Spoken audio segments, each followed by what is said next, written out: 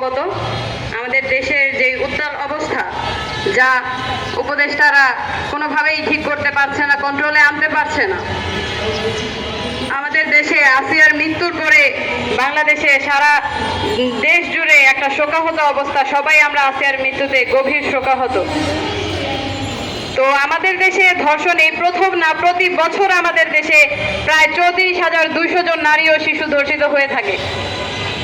এই ধর্ষণের বিচার বাংলাদেশে করা হয় না, কখনোই করা হয় না।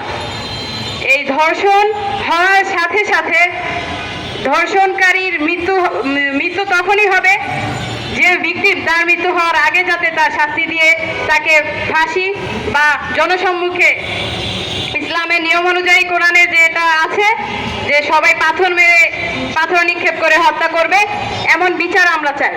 আর বাংলাদেশের এই সাম্প্রতিক যে অবস্থা, সকলের মধ্যে যে কোনো জায়গায় মব সৃষ্টি হচ্ছে, জনগণ ছাপিয়ে পড়ছে, কোনো সমস্যা আইনের হাতে তোলার আগেই জনগণ সেটা নিয়ন্ত্রণ করার চেষ্টা করছে, যার কারণে আরো বেশি বিশৃঙ্খলা সৃষ্টি হচ্ছে। এবং এই বিশৃঙ্খলা আমরা তো চাই না। এই বিশৃঙ্খলার জন্য তো আমরা জুলাই অভ্যুত্থানে এত ত্যাগ করি নাই। জুলাই অভ্যুত্থানের এত আন্দোলন, এত রক্ত, এত প্রাণের বিনিময়ে আমরা কি এমন বিশৃঙ্খলা চেয়েছিলাম বাংলাদেশে? অবশ্যই আমরা বিশৃঙ্খলা চাই নাই।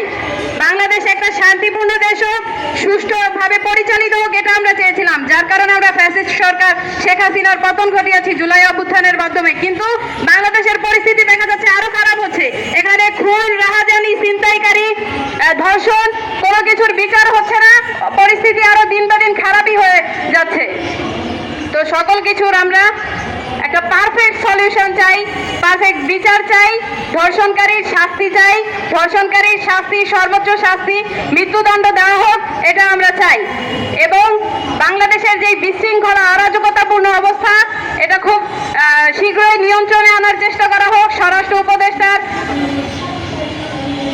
পদত্যাগ চাই আমরা, কারণ এই স্বরাষ্ট্র উপদেষ্টা তার দায়িত্ব পালনে ব্যর্থ। সে তার দায়িত্ব পালন করতে পারে নাই। সে আমাদেরকে নিরাপত্তা দিতে পারে নাই। সে নারীদের জানমালের নিরাপত্তা দিতে পারে নাই। সে কোনো নাগরিকের নিরাপত্তা দিতে পারে নাই। নারীরা কোনো জায়গায় নিরাপদ না। নারীরা বাড়িতেও নিরাপদ না, নারীরা গাড়িতেও নিরাপদ না, নারীরা কোনো জায়গায় নিরাপদ না।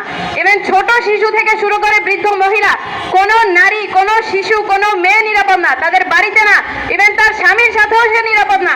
তার স্বামীকে সামনে রেখে, তার স্বামী হাজব্যান্ডকে সামনে রেখে স্ত্রীকে ধর্ষণ করা হচ্ছে। তো কোথায় নারীরা নিরাপদ? কোথায়? আমরা একটা নিরাপদ রাষ্ট্র চাই, নিরাপদ বাংলাদেশ চাই, যেখানে সকল নারী নিরাপদ ভাবে বের হতে পারবে, একা বের হতে পারবে। সকল নারী ঘর থেকে বের হলে এটা টেনশন করতে হবে না যে তাদের বাইরে বের হলে তারা তাদের সম্মান নিয়ে বাসায় নাও ফিরতে পারে। এটা যাতে তাদের টেনশন করতে না হয়, এই চিন্তা যাদের করতে না হয়, এমন একটা বাংলাদেশ আমরা চাই। এই বলে আমি আমার বক্তব্য শেষ করছি। আন্দোলনের মাধ্যমে, লড়াইয়ের মাধ্যমে আমরা তাকে পদত্যাগ করাই, তাকে বাংলাদেশ থেকে সরাই। কিন্তু এরপরেও বাংলাদেশের কোনো ভালো অবস্থা আমরা লক্ষ্য করি নাই। বাংলাদেশের বিশৃঙ্খলা, আইন শৃঙ্খলার চরম অবনতি ও বিপর্যস্ততা আমরা লক্ষ্য করেছি। ইতিমধ্যে আমরা সামাজিক যোগাযোগ মাধ্যমে দেখতে পাচ্ছি নারী ও শিশুদের প্রতি চরম নির্যাতন, নিপীড়ন। শিশুরা নির্যাতিত হচ্ছে, ধর্ষণের শিকার হচ্ছে। 8 বছর বয়সী শিশু আসিয়া, সে তার বোনের জামাই এবং বোনের শ্বশুরের দ্বারা নির্যাতিত হয়েছে, ধর্ষিত হয়েছে।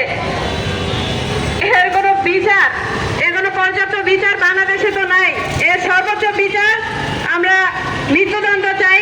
ধর্ষণের সর্বোচ্চ শাস্তি, মৃত্যুদণ্ড দেওয়া হোক। এবং বাংলাদেশের এই বিশৃঙ্খলাপূর্ণ অবস্থার জন্য আমরা এই ব্যর্থ স্বরাষ্ট্র উপদেষ্টার পদত্যাগ চাই এবং বাংলাদেশে স্থিতিশীল অবস্থা ফিরিয়ে আনা হোক, যার জন্য আমাদের সবাইকে আবার ঐক্যবদ্ধভাবে থাকতে হবে, চেষ্টা করতে হবে এবং শাসন ক্ষমতা যে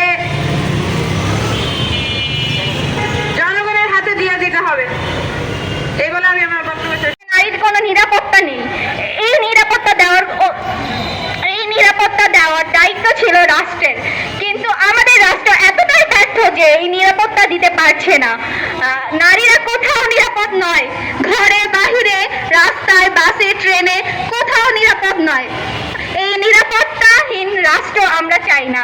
আমরা চেয়েছিলাম সুন্দর একটি রাষ্ট্র যেখানে সবাই আমাদের নিরাপত্তা দিবে, আমাদের সবাই সব নারীকে মা বোনের চোখে দেখবে, কিন্তু আমাদের রাষ্ট্রের মানুষরা তা করছে না।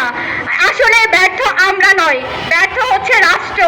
রাষ্ট্রের মানুষ যদি আমাদের নিজের মা বোনের চোখে না দেখতে পারে, তাহলে আমরা ঘর থেকে বের হব কিভাবে? এত অনিশ্চয়তা নিয়ে কোনো নারী বাসা থেকে বের হতে পারবে না। আমরা চাই যে আমাদের রাষ্ট্র আমাদের নিরাপত্তা দিক, কিন্তু নিরাপত্তা দিতে ওনারা ব্যর্থ। ওনারা যদি ব্যর্থ হয়ে থাকে তাহলে ওনারা পথ ত্যাগ করুক, এটা আমরা চাই। কিন্তু ওনারা ব্যর্থ হয়েও নিজের গতি ছাড়ছে না, এইটা কি ওনাদের উচিত?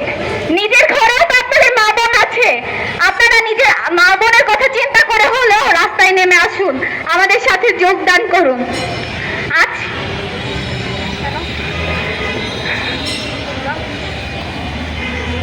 এই নারী নির্যাতন গুলো করছে, তাদের বিরুদ্ধে কেউই রুখে দাঁড়াচ্ছে না। যারা রুখে দাঁড়াচ্ছে, উল্টা পুলিশরা তাদের হামলা করছে, তাদের বিরুদ্ধে বিভিন্ন ধরনের মামলা তুলে ধরছে, তাদের জীবনের রিস্ক হয়ে যাচ্ছে। এগুলোকে আমরা দেখতে চেয়েছিলাম। আমরা চেয়েছিলাম 15 জুনের থেকে যে নতুন রাষ্ট্র হবে, দেশ নতুন ভাবে পরিচালিত হবে, আমরা নারীরা সব জায়গায় সব সময় নিরাপদ থাকবো, কিন্তু নিরাপদ হতে পারিনি সেদিন। আমাদের আশেপাশে কোনো নারী যদি ধর্ষণের শিকার হয়, তাহলে আমরা পোশাক নিয়ে জাজ করি। পোশাক কোনো নারীর নিরাপত্তা নয়। 2 বছরের বাচ্চা, 8 বছরের শিশু, বোরকা পরা নারীও ধর্ষণ হয়েছে। ওদের কি পোশাকে ঠিক ছিল না? হ্যাঁ সংগ্রামী বন্ধুগণ, ওদের পোশাকে ঠিক ছিল, কিন্তু আমাদের চোখের পোশাকে ঠিক ছিল না। এই জন্য মানুষ ধর্ষণ হয়। আমাদের এই ধর্ষণ রোধ করার জন্য রাষ্ট্রের উচিত 24 ঘন্টার মধ্যে ধর্ষকের শাস্তি দেওয়া। যদি 24 ঘন্টার মধ্যে শাস্তি না দিতে পারে, তাহলে আমাদের রাষ্ট্র ব্যর্থ।